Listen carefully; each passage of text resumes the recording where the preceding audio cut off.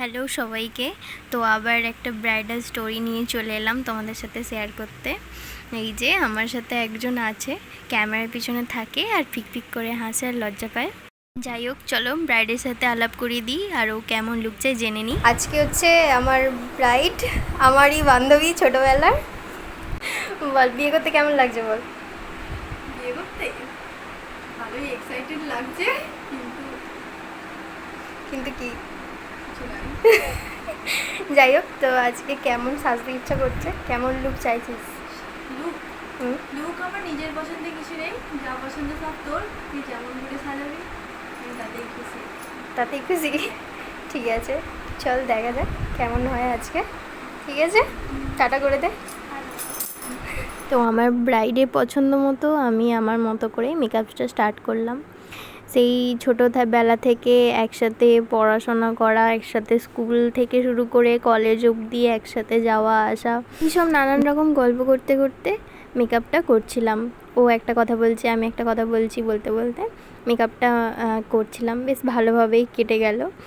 তো আমার ওই দিন ওর বিয়েতে নিমন্ত্রণ ছিল, তো আমি গিয়েছিলাম রাতে। সেই দিন এত গরম ছিল, মানে বলার মতো না। 42 ডিগ্রি ছিল রাতেও, প্রচণ্ড গরম, প্রচণ্ড গরম। আমি যখন যাই রাতে, প্রায় তখন মানে ফিরছি তখন প্রায় 12:30 বেজে গেছে। তো তখনও পর্যন্ত ওর মেকআপটা একদম ঠিক ছিল। তারপর আমি জানি না যে কি হয়েছিল, কারণ আমি তো চলে এসেছিলাম। তারপর আমি আর ওর সাথে কন্ট্যাক্ট করা হয়নি। ও যখন আমাকে বুক করে, ওর বিয়ে তখন 1 মাস আগে, আমি তখন ওকে বলেছিলাম যে তুই এত গরমে বিয়ে করিস না। ও বলছে আমাকে গরম কম দেয়। তো তখন ওকে আমি বলছি তোকে গরম কেমন দেয় তো কী হয়েছে, আমাদের তো গরম দেয় নাকি। তো এই সমস্ত টপিক নিয়ে আলোচনা হচ্ছিল আর হাসাহাসি চলছিল, আমাদের কাজও চলছিল, সব কিছুই চলছিল।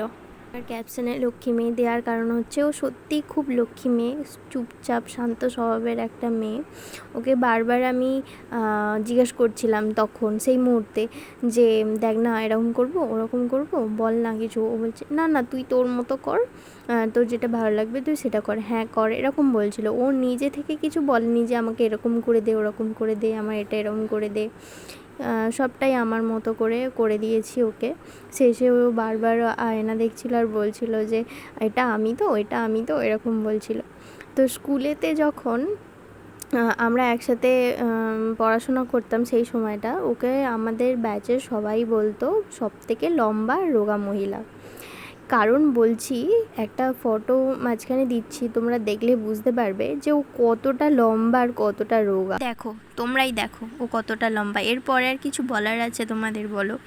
তো আমরা ওকে বলতাম যে তুই কি খাস আমাদের একটু বল, কারণ আমরা হাওয়া খেয়ে মোটা হয়ে যাচ্ছি। গল্প করতে করতে আমার মেকআপ তো টোটালি ডান, একদম হয়েই গেছে। কলকাটা দেখালাম না, কারণ কলকাটার জন্য অলরেডি আমি একটা ভিডিও পোস্ট করে দিয়েছি। তো আমি এখন হেয়ারটা করে নিচ্ছিলাম, গল্প করতে করতেই হেয়ারটা করে নিয়েছিলাম।